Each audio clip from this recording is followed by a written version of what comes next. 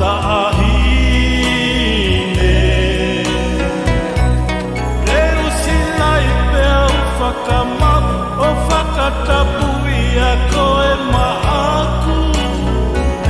Fo i kuku walu Whakalau mai he ata Pea mama moela Ke mo matea mai he whika Ohono mo oni koe o wha Isa neu fiu he whiwhi